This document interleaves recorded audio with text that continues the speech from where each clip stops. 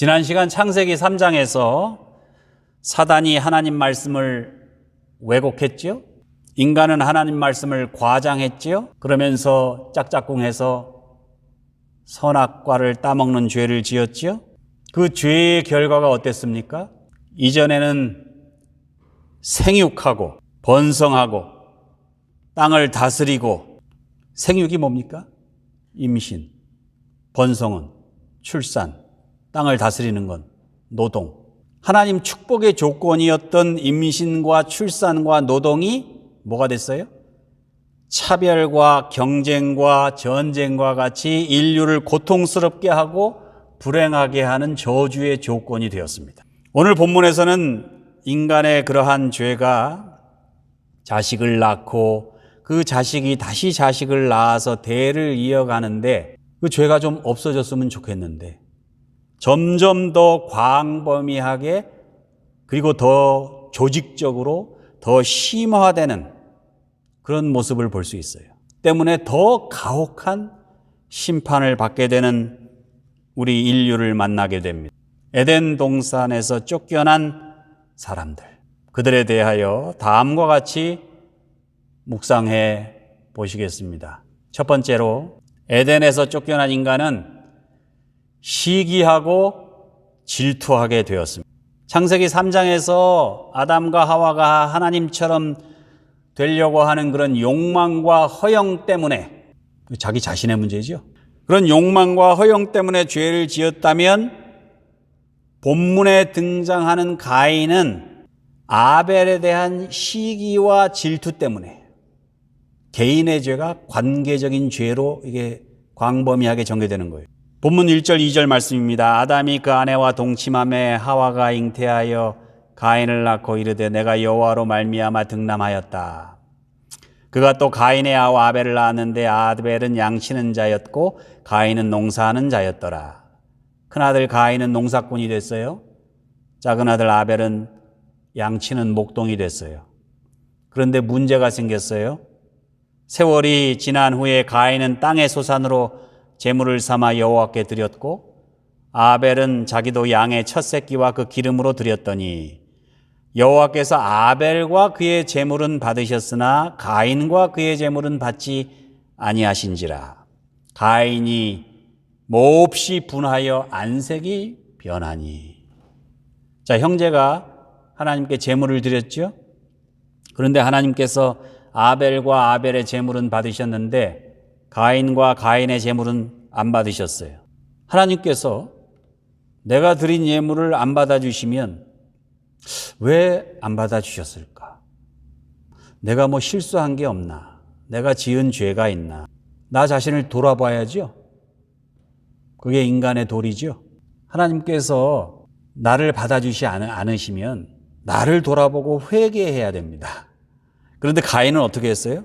분하고 섭섭하게 생각했습니다. 나를 안 받아주고 딴 사람은 받아줘? 쓸데없는 시기심과 경쟁심이에요. 회개하기는커녕 오히려 아벨을 시기하고 하나님을 원망하고, 그러니까 하나님께서 가인에게 물으십니다. 내가 분하여 하면 어찌 됨이며 안색이 변하면 어찌 됨이냐. 그러니까 선을 행하면 어찌 낯을 들지 못하겠느냐. 선을 행하지 아니하면 죄가 너를 다스릴지니라. 네가 죄를 짓는 거, 화를 내는 거 네 선택이야. 네가 분하게 생각할 수도 있어. 그러나 내가 선을 행하고 내가 죄를 다스리고 네 분노를 가라앉히고 이것도 너의 선택이야. 비록 죄를 짓는 게 더 쉽고 죄를 짓고 싶어 하는 그런 욕망이 있을지라도 그런 죄성을 억누르고 죄를 다스려라. 이게 하나님의 뜻입니다. 그러나 가인은 하나님의 권면을 받아들이지 않습니다. 아벨에 대한 시기심, 경쟁심, 하나님에 대한 분노와 원망, 결국 어떻게 해요? 아벨을 쳐서 죽입니다. 실수로 죽인 게 아니죠. 우발적으로 죽인 게 아니에요. 계획적으로 들판으로 유인해서 미리 준비해둔 흉기로 때려서 형이 동생 아벨을 죽였습니다. 에덴에서 쫓겨난 아담과 하와, 그의 자식들. 여러분이 가인과 아벨 사건에서 누가 제일 가슴이 아팠을까요? 물론 하나님. 저는 아담과 하와였을 거라고 봐요. 자기 자식들끼리 싸워서 죽였어요. 그래서 본의 아니게 인류 최초의 이 살인 사건에 우리 최초의 인류가 가담하게 된 거예요. 이후로 인간은 알게 모르게 의식적이든 무의식적이든 서로를 죽이면서 살아가고 있습니다. 예수님께서 마태복음 5장에서 뭐라고 살인을 정의하시죠? 옛 사람에게 말한 바 살인치 말라 누구든지 살인하면 심판을 받게 되리라 하였다는 것을 너희가 들었으나 나는 너희에게 이르노니 형제에게 노하는 자마다 심판을 받게 되고 형제를 죽이는 자가 아니라 형제에게 노하는 자마다 심판을 받게 됩니다. 형제를 죽이는 자가 심판을 받는 게 아니라 형제에 대하여 나가라 하는 자, 이 바보야, 이 멍청이야 이렇게 욕하는 자, 공회에 잡히게 되고 미련한 놈이라 하는 자는 지옥불에 들어가게 되리라. 왜요? 생물학적으로 생명을 중단시키는 일만이 살인이 아니기 때문에. 비록 죽일 의도도 없고 흉기를 휘두른 것도 아니지만은 형제에게 분노하거나 형제의 자존심을 상하게 하거나 형제를 따돌리는 것. 여러분, 이 팬데믹 기간에 얼마나 많은 사람들이 총기 사고로, 인종 혐오 범죄로, 가정 불화로 죽어가고 있는지 이거 끝나야 이거 통계가 나오겠죠?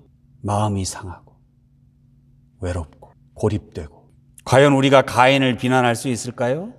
지금 이 순간도 시기심과 질투심을 가지고 끊임없이 시기하며 경쟁하며 상처를 주고받으며 살아가는 우리들 안에 살아있는 그 가인을 억누르고 죄를 다스리며 살아가실 수 있는 우리 모두가 되시기를 주님의 이름으로 축원합니다.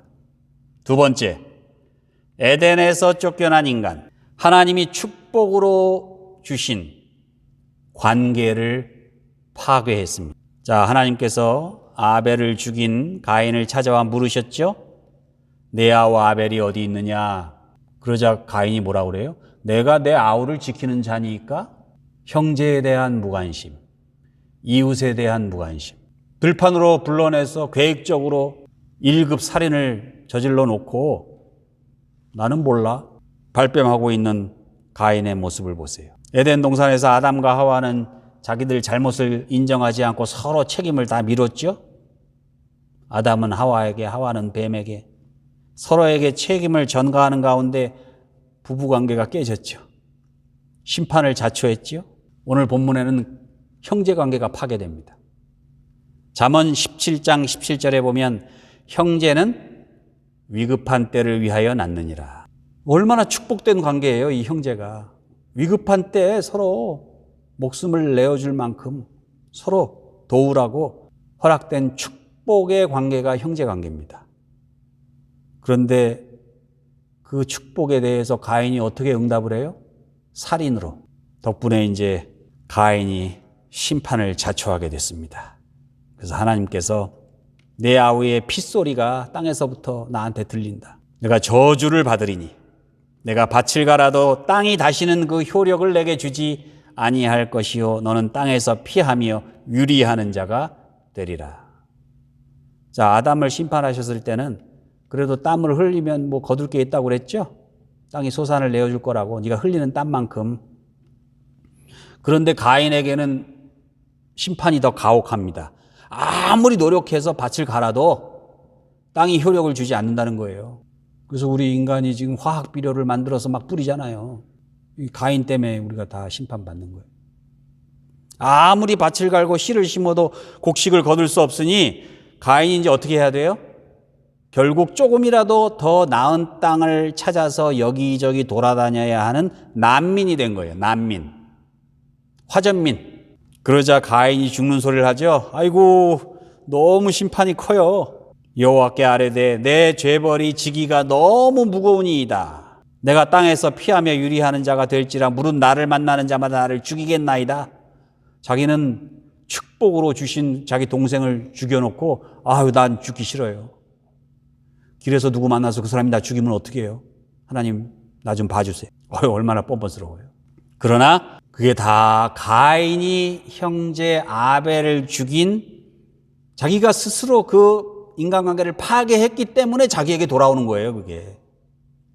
서로 돕고 의지하며 살아야 할 인간관계가 이제는 언제 어떻게 자신을 공격하고 죽일지 모를 그런 두렵고 사나운 공포스러운 관계가 된 거예요.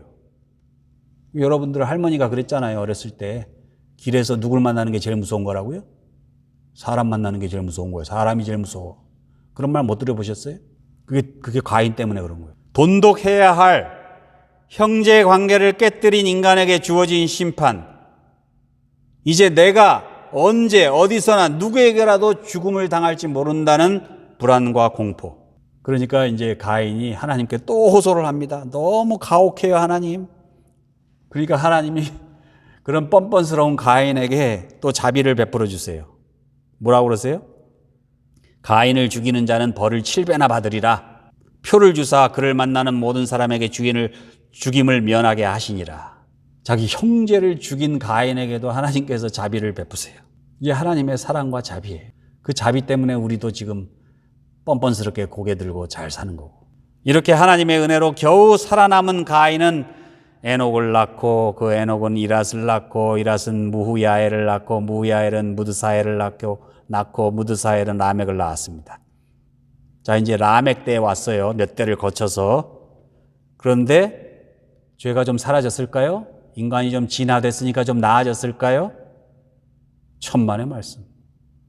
더 악해졌네. 라멕이 두 아내를 취하였으니 하나의 이름은 아다요 하나의 이름은 실라며. 하나님께서 인간을 창조하시면서 에덴 동산에서 부부관계를 만드셨다고 그랬죠. 그러니까 인간관계 중에 제일 기본적인 관계가 부부관계예요. 결혼제도를 주셨어요. 그래서 아담과 하와가 서로 연합해서 한 몸을 이루면 에덴 동산에서 이제 행복하게 된다고 이제 정해 놓으셨어요. 그러니까 이 결혼은 하나님의 축복이에요. 인간의 완전한 행복을 위한 아주 중요한 관계예요. 그런데 라멕이 이 결혼 관계의 기본을 어기지요. 라멕이 두 아내를 취하였으니 아담과 하와 이렇게 둘이 만나서 한 몸이 돼야 되는데 아다와 실라까지 다 같이 한 몸. 두 여인 아다와 실라를 동시에 연합해서 한 몸을 이루려고 했던 거예요. 이게 또 비참한 인간관계의 시작이에요. 그러면 가족이 없는 사람은 어떻게 할까요? 나이가 들어서 이제 부모님도 돌아가시고 또 배우자를 일찍 여의기도 하고 뭐 이혼도 할 수 있고 자식도 낳을 수 없고. 그래서 이 현대의 결혼 제도가 점점 그 의미를 잃어가고 있는 것도 사실이에요. 그런데 비록 결혼하지 않더라도 혈연적으로 맺어진 가족은 없을지라도 그리스도를 주인으로 모시고 살아가는 사람들, 하나님의 백성들이 서로 피를 나눈 형제처럼, 가족처럼, 아니 그 이상으로 더 사랑하며 이해하며 용서하는 그런 관계를 맺으며 살아갈 수 있도록 하나님께서 부차적으로 허락하신 게 뭐예요? 교회 제도예요. 그러므로 인간은 가정과 교회를 통해서 온전해질 수 있고 또 완전한 행복을 누릴 수 있습니다. 그런데 라멕은 하나님께서 주신 그런 제도를 어기고 버려버리고 자신의 쾌락을 추구하려고 자기가 마음에 드는 여인들을 다 아내로 맞아들이고 자기가 원하는 대로 그냥 그렇게 살았어요. 그러면서 뭐라고 그래요? 23절. 아다와 실라여 내 목소리를 들으라. 라멕의 아내들이여 내 말을 들으라. 나의 상처로 말미암아 내가 사람을 죽였고 나의 상함으로 말미암아 소년을 죽였도다. 자랑하고 있잖아요. 인간의 죄성이 극에 달한 겁니다, 지금. 자, 여기서 마지막 세 번째, 에덴에서 쫓겨난 인간 라멕은 어린아이까지 죽이게 됩니다. 여러분, 이 온 우주에서 가장 귀한 게 뭡니까? 인간의 생명. 그 무엇과도 바꿀 수 없는 가장 존귀한 것이 바로 인간의 생명이에요. 그런데 그 중에서도 어린아이의 생명, 그 어린아이의 생명을 잘 보호하라고 하나님께서 어머니를 주시고 아버지를 주신 거 아니에요? 온 동네가 그 어린아이를 잘 키워야 할 책임과 의무가 있는 거죠. 그래서 예수님이 뭐라고 그래요? 이 소자 하나를 실족하게 하면 연자맷돌을 메고 바다에 던지우는 것보다 못하다고 그랬어요. 이 아이들이 내게 오는 것을 막지 말라. 예수님께서 어린아이들을 얼마나 사랑하셨는지 알 수 있죠. 그런데 라멕은 어린아이를 죽였어요. 요새 한국에서 그 정인이라는 입양된 아이를 뭐 죽였죠, 뭐. 학대하다가. 밟고 때리고, 찌르고. 그 양부모에 대한 그 시민들이 지금 분노하고 있잖아요. 정인이만 그렇게 희생당할까요? 전 세계적으로 세계 각지에서 벌어지고 있는 가정폭력, 아동유괴, 인신매매. 여러분 아시아의 남아메리카에는 수십만 명의 아이들이 없어져요. 차일드 트래피킹. 힘이 없어요, 아이들은. 그래서 특별히 보호받아야 돼요. 그 부모들뿐만이 아니라 이웃 사람들이 다 관심을 갖고 지켜봐 줘야 돼요. 그런데 그런 어린 아이들을 학대하고 강제로 노동시키고 죽이고 심지어는 전쟁에 애들은 의심을 안 받으니까 전쟁에 여러분 내보내요, 어린아이들을. 에덴에서 쫓겨난 인간 최대의 비극이에요. 라멕이 가인처럼 사람을 죽였습니다. 근데 더 나아가서 내가 소년을 죽였도다. 그걸 또 자랑해요. 내가 사람을 죽였고 나의 상함으로 말미암아 소년을 죽였도다. 여기서 라멕이 입었다는 요 상함, 상처, 요게 약간의 자상을 의미한다고 합니다. 내가 상처를 약간 입은 거예요. 내가 당한 사소한 손해와 상처에 대한 보복으로 어린 아이까지 죽였다는 거예요. 요 말 뜻이. 이렇게 분노를 참지 못하고 어린 아이에 대한 살인을 자행하는 라멕에 대해서 하나님께서 심판을 내리십니다. 어떤 심판이요? 가인을 위하여는 벌이 7배일진데 라멕을 위하여는 벌이 77배이리라. 자기 친동생을 죽인 가인보다 77배, 10배가 많은 심판을 내리셨어요. 에덴에서 쫓겨난 사람들. 점점 죄의 강도가 세져요. 더 잔인해져요. 더 가혹해져요. 그리고 스스로 더 가혹하고 심한 심판을 받고 있어요. 스스로. 하나님이 요놈 혼내줘야 되겠다 이게 아니에요. 스스로 지금 취하고 있는 거예요. 그 심판을. 인간이. 너무 절망적이죠? 지금도 그 심판이 계속되고 있어요. 그러나 하나님이 성령을 불어넣어 루하를 불어넣어 창조해 주신 우리 인간에게는 일말의 희망이 있습니다. 서로 시기하고 경쟁하고 죽이는 그런 가운데 모든 관계가 다 파괴되었지만 심지어는 내가 조금 상처를 입었다고 어린 아이들까지 다 죽이는 그런 죄를 저질렀지만은 하나님을 사모하며 하나님의 이름을 부르는 사람들, 그런 사람들이 생겨났어요. 25절 26절 보세요. 아담이 다시 자기 아내와 동침함에 그가 아들을 낳아 그의 이름을 셋이라 하였으니 이는 하나님이 내게 가인이 죽인 아벨 대신에 다른 씨를 주셨다 함이며 셋도 아들을 낳고 그 이름을 에노스라 하였으며 그때 사람들이 비로소 여호와 이름을 불렀더라. 인간의 죄로 인해 관계가 깨어지고 사람들은 죽어가고, 그러나 그런 가운데 어느 시대나 하나님의 뜻대로 경건하게 살고자 하는 사람들, 그런 사람들이 있었다는 거예요. 셋이 그랬고 에노스가 그랬고 이제 나중에 가다 보면 노아가 그랬습니다. 그들이 하나님의 이름을 불렀어요. 성도 여러분, 셋과 에노스처럼 세상이 아무리 어두워도 아무리 절망적이어도 하나님을 사모하며 하나님의 이름을 부르며 이 어두운 세대 말씀의 등불, 기도의 등불을 켜실 수 있는 여러분과 저가 되시기를 우리 주님의 이름으로 축원합니다.